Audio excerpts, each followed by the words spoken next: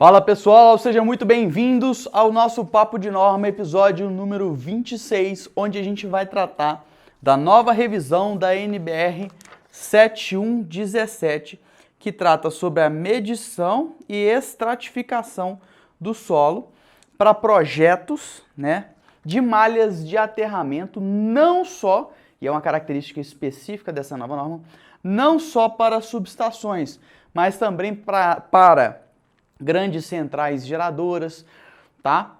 Essa norma, ela veio com essa pegada mais para uma maneira generalizada de tratar a parte de estratificação do solo e medição da resistividade. Essa é uma revisão que começou a ter vigência a partir de 11, tá? De 2020, perfeito? Então, todo e qualquer projeto, de subestação é importante que ele seja feito, a estratificação do solo e, conforme a normatização brasileira, NBR 7117, seja seguido isso daqui, tá bem? Por quê? A título de exemplo, tá? A Enel Goiás está exigindo, a Energisa exige o projeto da malha de aterramento, então a grande maioria das concessionárias vai pedir o projeto da malha de aterramento e para a gente fazer o projeto da malha de aterramento, a gente necessariamente vai ter que passar por algumas etapas. Uma delas vai ser a medição, das resistências, e isso é um conceito muito importante que foi trabalhado aqui nessa norma. E consequente determinação das resistividades.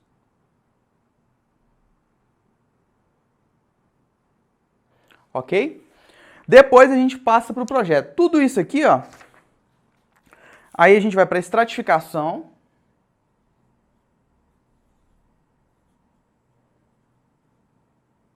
Que nessa norma aqui, ela bate muito nesses pontos, que é a parte de inversão. Ok? E por fim a gente projeta a malha, que é o terceiro passo. Vou colocar até em outra cor aqui, ó. Projeto da malha. O que acontece?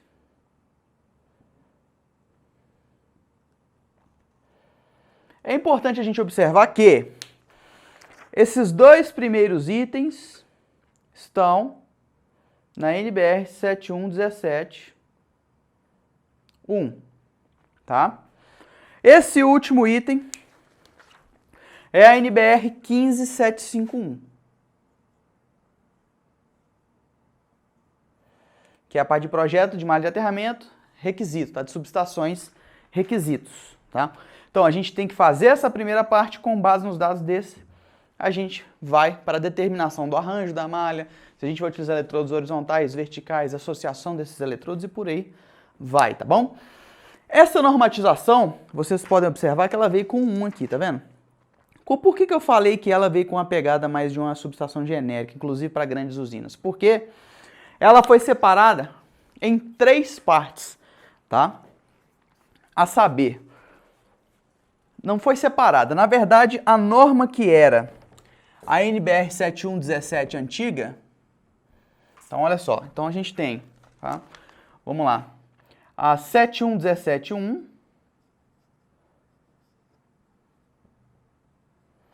ok? Que trata da medição e estratificação, tá? Medição de resistividade e modelagem elétrica. Medição e modelagem.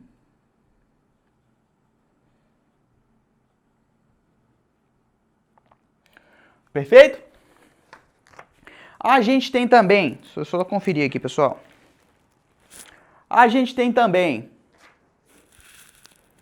a parte que vai tratar a 7117.2, que ainda não está disponível.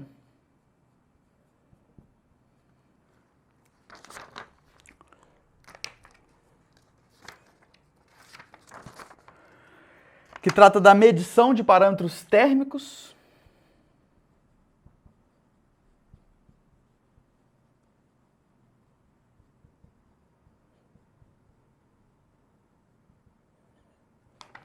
E a parte 3,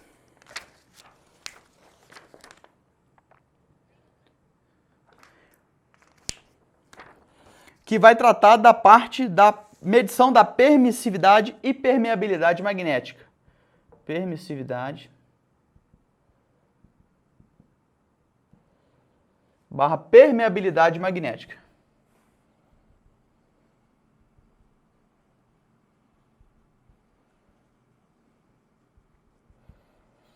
O que acontece? Eles não fizeram igual foi feito por exemplo, na 5419, que eles fizeram um split e criaram mais coisas para a norma. Não.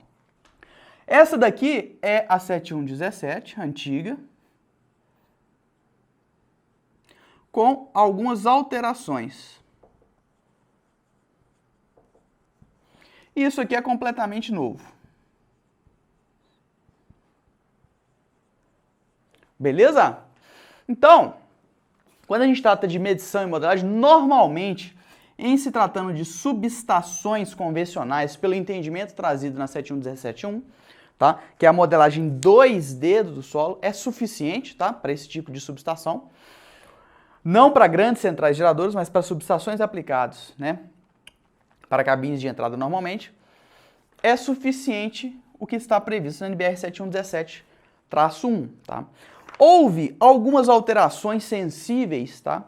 Eu vou tratar aqui, o objetivo desse papo de norma é eu tratar das alterações mais sensíveis que tiveram com relação à norma anterior. A primeira alteração sensível que foi constatado lá é quando a gente vê nos itens da 7117 4.1.4. O que ocorre lá? A conceituação do que são resistividades baixa,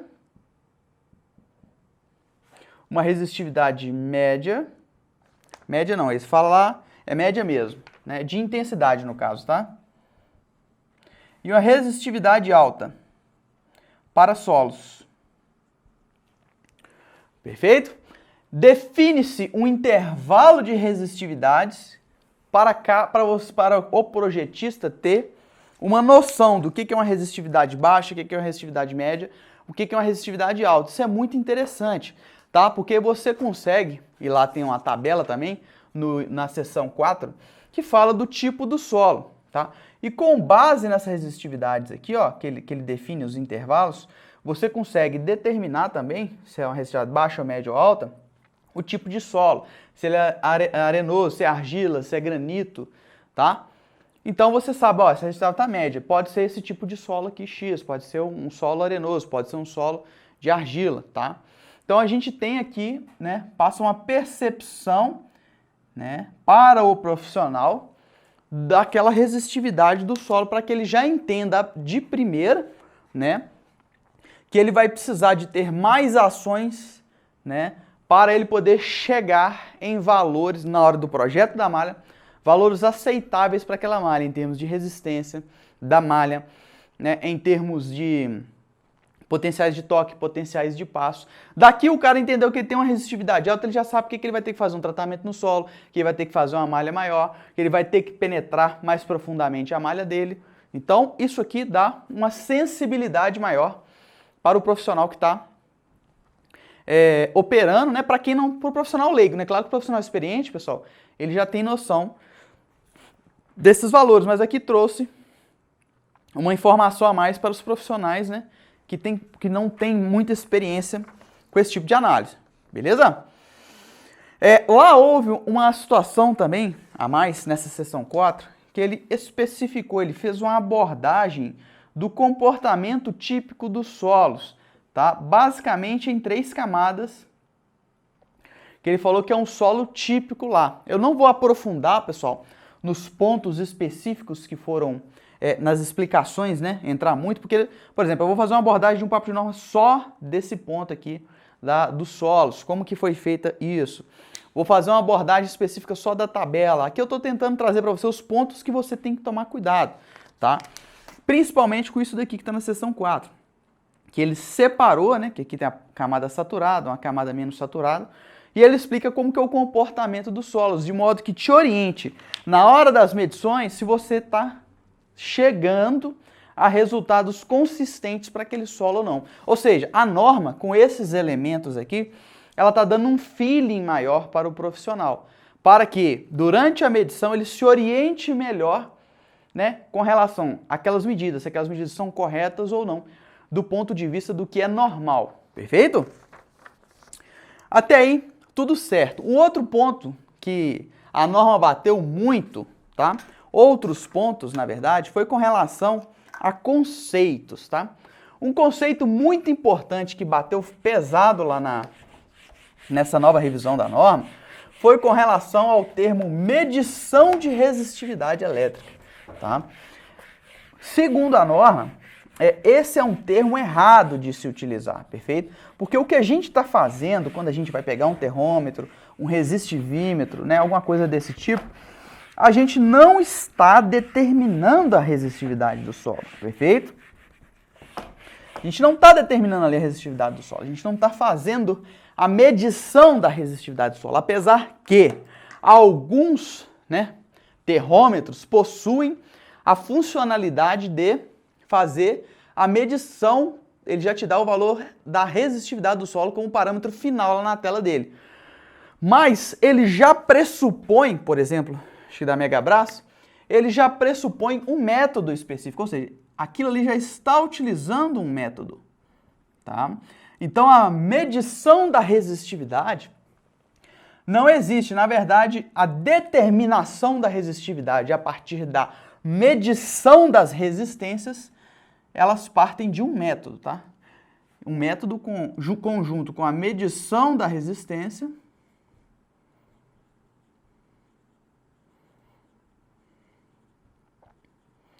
a gente tem, tá, a determinação da resistividade.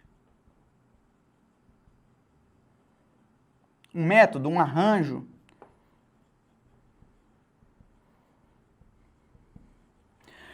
Então, segundo a norma, medir resistividade do solo, tá errado, tá? Medir resistividade é conceitualmente errado.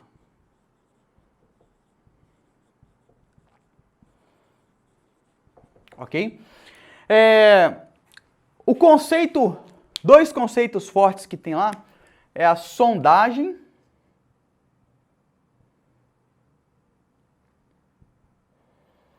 tá? Geoelétrica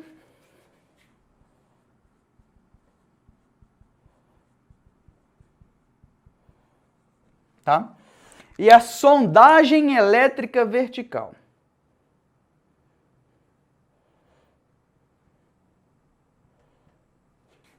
Muito importante esses conceitos, porque eles são muito abordados na norma.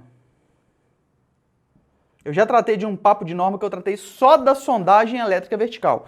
Já dentro dos parâmetros da nova norma, eu tratei lá dos arranjos e métodos utilizados, tá? O que é sondagem geoelétrica? Lá, eles reforçam que o que a gente faz no solo, em termos de estratificá-lo num modelo de camadas, tá? O que a gente está fazendo aqui, né? Resistividade 1, resistividade 2, resistividade 3, resistividade N, tá? O que a gente está fazendo aqui, ó, profundidade da primeira, profundidade da segunda, da terceira e da N, tá? H1, H2, H3, HN, né? Que isso aqui a gente está determinando o solo. Isso é chamado de sondagem geoelétrica. É um tipo de sondagem do solo, de parâmetros elétricos dela, perfeito? Essa sondagem geoelétrica, na verdade, isso daqui é uma inversão.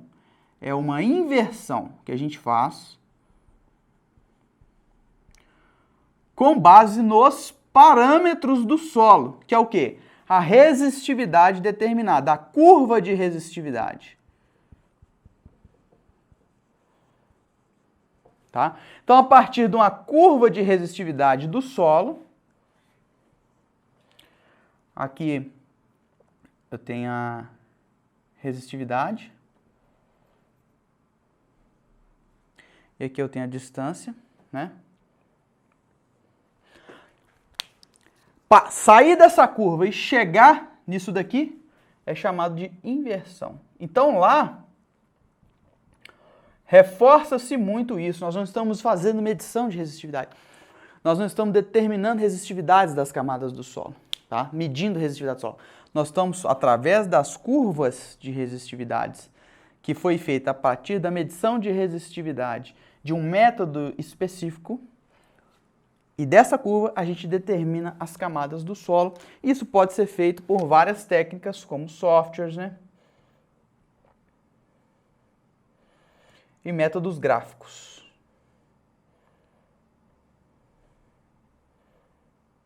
Ok? Isso é muito importante. Conceito é a base de qualquer coisa, pessoal. O conceito base tem de estar solidificado. O outro ponto é a sondagem elétrica vertical, que nada mais é o processo de medição de resistividades. Então, aqui é o processo de medição. Desculpa, de resistividade não, da resistência. De resistência, tá? Processo de medição de resistência.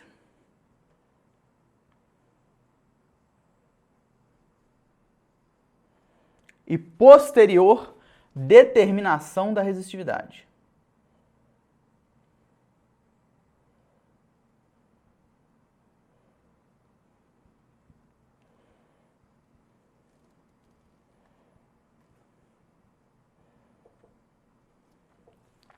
A sondagem elétrica vertical nada mais é do que eu aplicar um método mais o arranjo para eu chegar nessa curva aqui das resistividades. Perfeito, pessoal? Então, eu utilizar a metodologia de Schlumberger, eu utilizar o método Werner, o arranjo Werner, nada mais é do que eu fazer a sondagem elétrica vertical, medindo as resistências e posteriormente determinando a curva de resistividade do solo.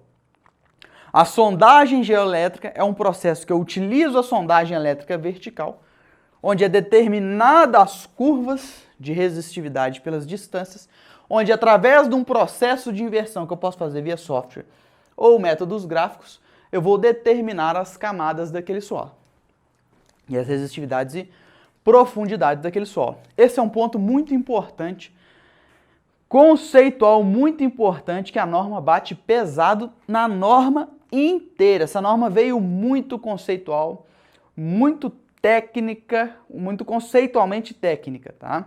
Do ponto de vista de esclarecimento desses conceitos. Mesmo porque, como a gente viu a parte 2 e 3, vai vir uma parte mais complexa para essa norma, perfeito? Até aí, ok. Outro ponto importante, né, que a gente vê de alteração lá na norma, esse aqui eu entrei um pouco mais porque é um conceito muito fundamental, tá? Eu não sei se, eu acredito que eu devo trazer uma análise um papo de norma só de sondagem geoelétrica, tá? Para a gente trazer um esclarecimento maior.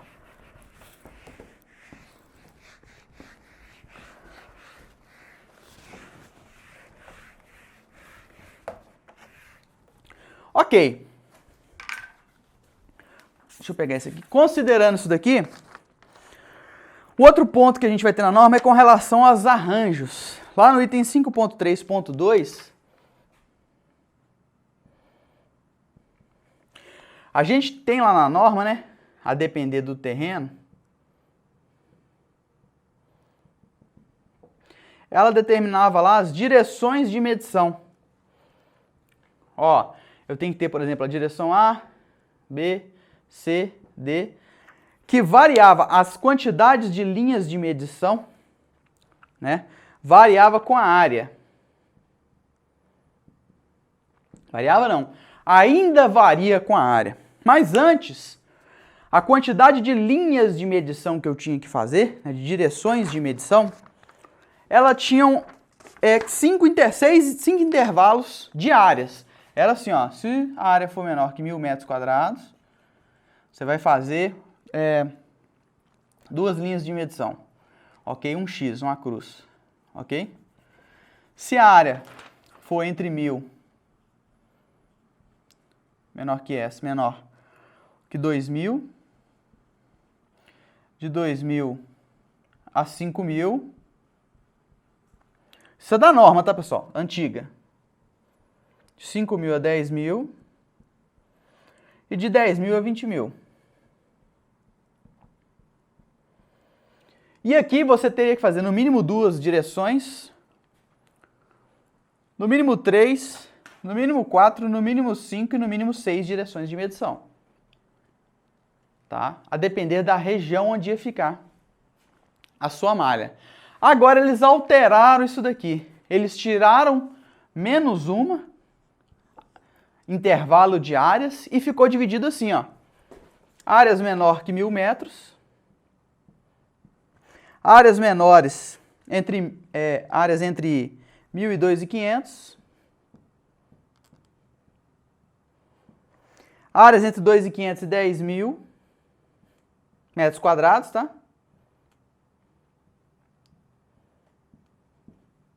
E áreas de 10.000 a 20.000. E aí, claro, se o terreno, se for maior do que isso, eu vou ter que dividir em sub-áreas de 20.000, né? Menor que S, menor que 20.000.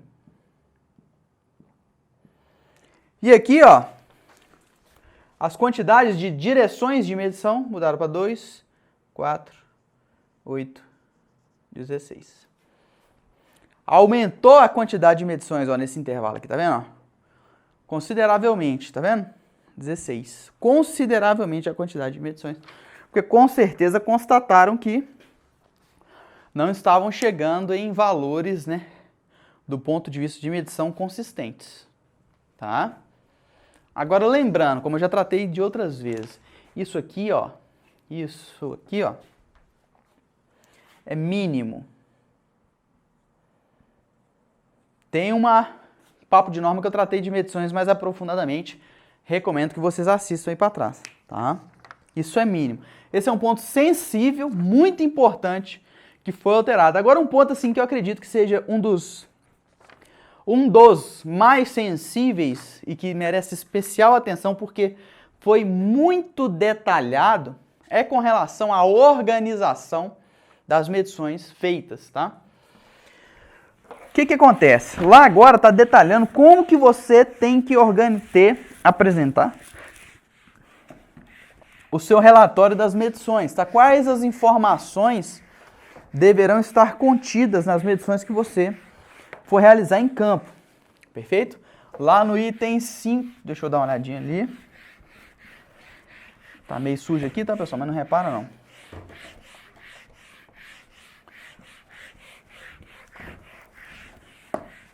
Vamos ver lá. Lá no item 5.3.3.8. Então, muito importante isso aqui, ó. Já organizem tudo que vocês forem fazer observando isso daqui, ó. Item 5.3.3.8. Deixa eu enquadrar aqui legal, beleza? Então, o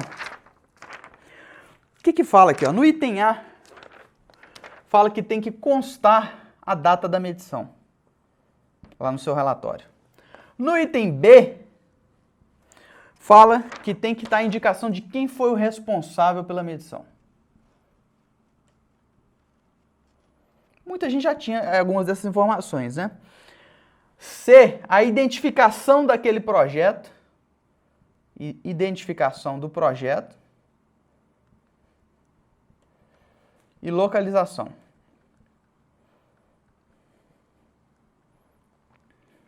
Ok?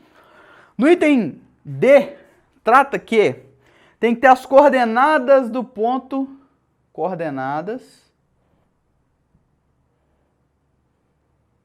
do ponto central das medições. Ponto central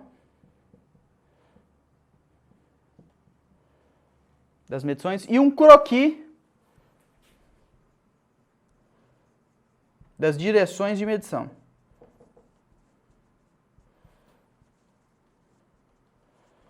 Ok? No item E, você está vendo que eles detalharam porque eles querem essa informação, né? É exigida essa informação.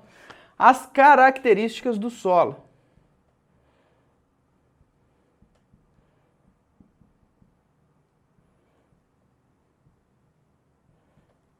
Ok? Indicando o tipo, umidade, tipo do solo.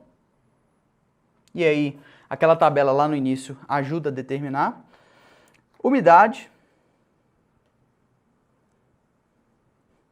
E a compactação do solo, que influencia na resistividade, né?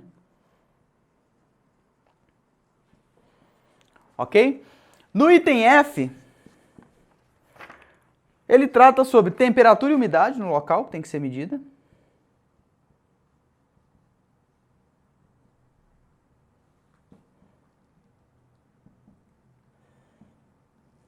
Ok? E no item G, do espaçamento dos eletrodos, né?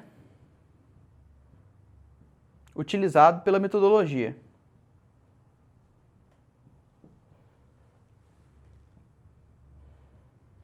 Isso é o que eu vejo assim que especificaram muito bem e é importante que a gente siga, tá bom?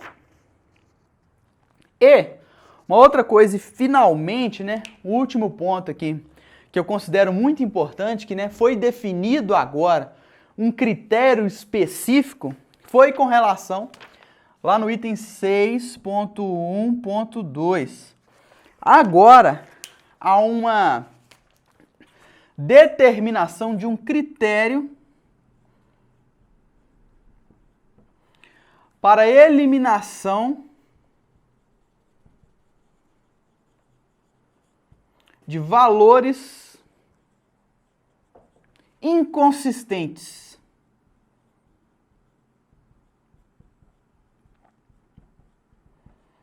Que lá na norma ele chama de outliers, né? Que é comum esse termo aí, o pessoal da estatística, né? Outliers. São valores que estão fora, né, do que é considerado comum, que é considerado correto, né, estatisticamente para aquele conjunto de dados que foi medidos, né? São valores que não devem ser considerados por algum erro na medição em si, ou seja, ou no equipamento, ou erro humano, fez com que esse valor não se tornasse um valor confiável com base no conjunto de dados que você tem. Agora é muito importante que aqui, o que quer dizer com isso daqui? Está sendo cobrado um rigor técnico muito grande com relação à conceituação, com relação às medições, de forma que eu tenha parâmetros mais confiáveis na hora de eu fazer a determinação das características daquele solo. Está tendo um rigor maior, não que não tinha, tá? Mas assim, está tendo um rigor maior, ainda mais do ponto de vista conceitual nessas normas, isso é uma visão minha, tá? Com relação ao processo de medição, de estratificação do solo, para conscientizar mais o profissional que está lá, para dar uma base, para dar um feeling maior para o profissional que está exercendo, né, essa medição, essa estratificação do solo. Perfeito, pessoal? Esses são os pontos que eu separei, que eu julguei muito importantes. Assim, não, a leitura da norma, pessoal, ela deve ser feita 1, 2, 3, 4, 5, 6, 7, a quantidade de vezes que for necessário para você entender, e não só a norma, né? Bibliografias paralelas, né? Para que você tenha um entendimento completo daquilo que está sendo exposto ali, tá bom? Então, é importante a leitura, eu separei os pontos principais. Esse critério de eliminação, ele trata de desvios padrão lá, tá? Para você fazer essa eliminação, e também valores absolutos, para você determinar esses outliers, com base em alguns valores absolutos que ele traz lá, né? E a gente vai tratar num papo de norma sobre essa análise dos dados de medição específico, tá? Vou trazer um set de dados aqui para a gente poder fazer uma análise e saber separar com base nos critérios determinados por esse item 6.1.2. Então, atentem-se muito a esses pontos de alteração da norma e essa guinada que a norma tomou, beleza?